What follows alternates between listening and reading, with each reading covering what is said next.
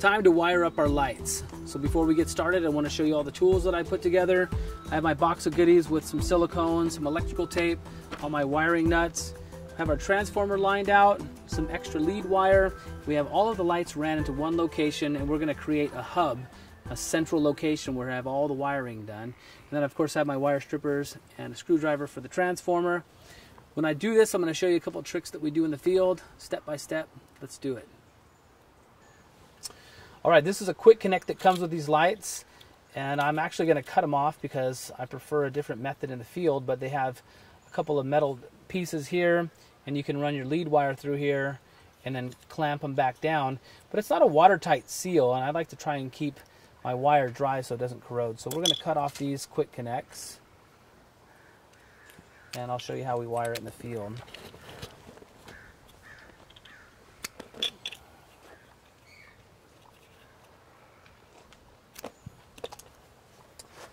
Okay, so this is all low voltage, easy stuff, but what I'm going to do is I'm going to wire all these guys together, and this is what's going to be considered our hub. So if I ever have a problem with any of our lights, I can come to that central hub, I can unbury it, and I can check all my wiring. So these are the front lights. Now, one of the tricks I do is I'll strip it pretty far. Even that one's a little light. We'll go about that far. So we're really overstripping it. I'm just going to go through and do all of them real quick. And that's about 1.25 inches what I have there.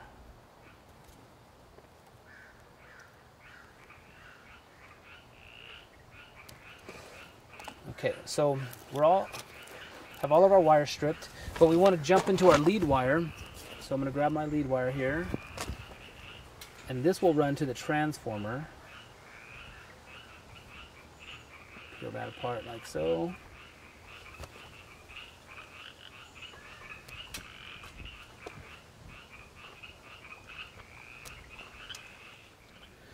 So this is my lead wire that I stripped. This is going to run back to the transformer, which will supply power to this.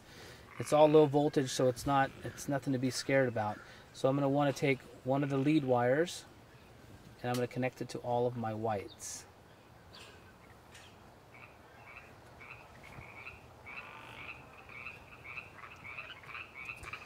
So they're all kind of long and raggedy like that. So I got 3 whites, I got my lead wire, and what I'm going to do is I'm going to twist these guys together like so. Pretty much being braided like that.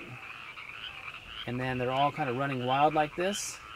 And that's longer than my wire nut's going to be, but when I come back through here, and I'll give a little chop like that, and it kind of snaps the ends and gets them all nice and tight like that.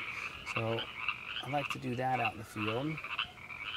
So now I'm going to bring all my blacks together, do the same thing, tie it to my lead wire. Kind of long and raggedy, but I'll braid it all together once again.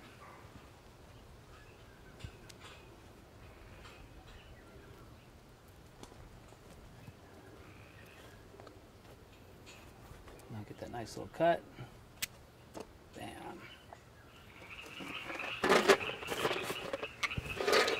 So I'll get a couple wire nuts here, and you can see they're measured up nice.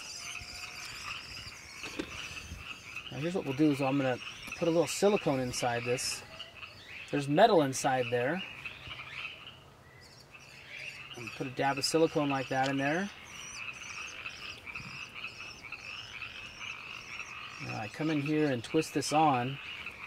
The metal connects with the top, etches them all together, and then silicone's oozing out of the bottom. Now what that does is it gives us a nice watertight seal. And that's one of the reasons why I'm cutting off these quick connects, is because water can still get in through the sides and touch the metal, and what happens is you'll find the wiring will start to corrode from right that location. So you get a longer lifespan when we do it like this. So that's our connection like that. Got silicone oozing out of both sides. And now what I'm going to want to do is I'm going to take some electrical tape and tape this guy all up.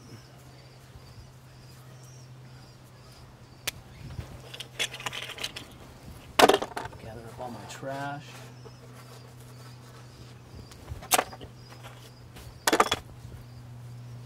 Okay, now when we're wiring, and when we're taping, I should say, we want to tape these guys together. It's pretty important to tape these guys pretty strong. And I'm going to do them individually first.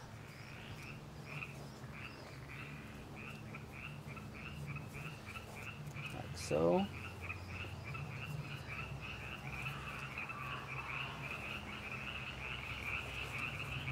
I'm going to do a round the house deal here.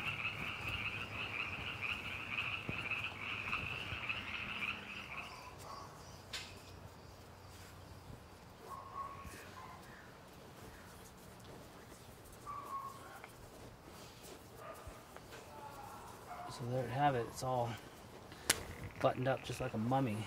You can't pull that thing apart now. So this is our hub location, and what I'll do is I'm going to probably post this up inside of a little box outside in the landscape, and that way if I ever want to get into it I can pop the lid and get to that. The next step is to get the other end of our transformer, the other end of our wire that we're going to connect to the transformer, and then we can test the lights out, make sure they're working.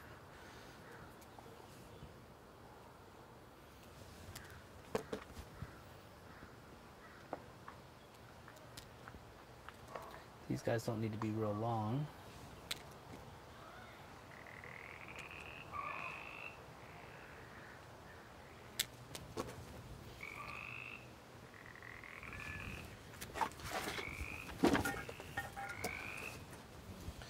So this is just a simple transformer. It doesn't matter which way the wires are going to go, one side or the other. Don't stress out about that. It's not a big deal. One of the mistakes that I see a lot, and I want to point out, so that first one's on there tight.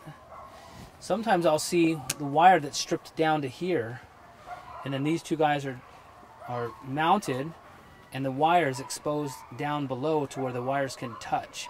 And if this wire ever touches like that, it shorts out and it could blow your transformer. So don't strip the wire too long right there. Let me open this guy up.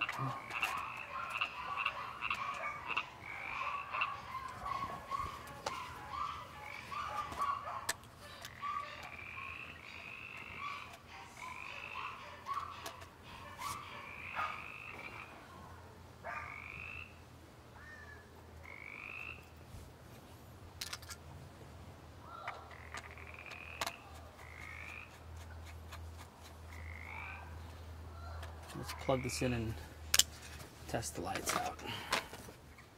Alright, so I got our power over here, but before I get it plugged in and fired up, I want to explain the transformer a little bit to you. If you'll notice here, when you look in here, this far button on the right, this is a little breaker button, so if you short something out, this breaker will pop. So if you have any problems, come and check this for a breaker.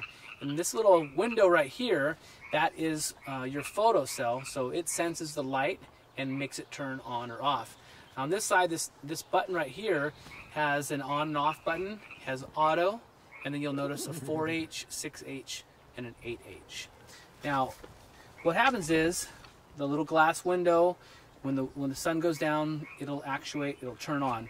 If it's on auto, as soon as the sun goes down, it'll come on, and when the sun goes up, it goes off.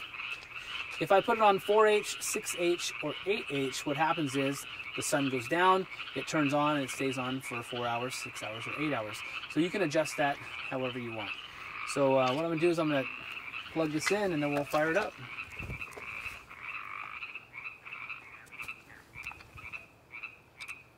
Boom, there they are. We've got all the lights fired up. This is an important step to check everything before you fill the pond with water, because if you have a bulb that's not working, it might be loose, you can get in here and replace it quick and easy without getting wet. The next step we're going to do is we're going to rinse everything down. There's a lot of construction dust. We've kicked dirt into the pond.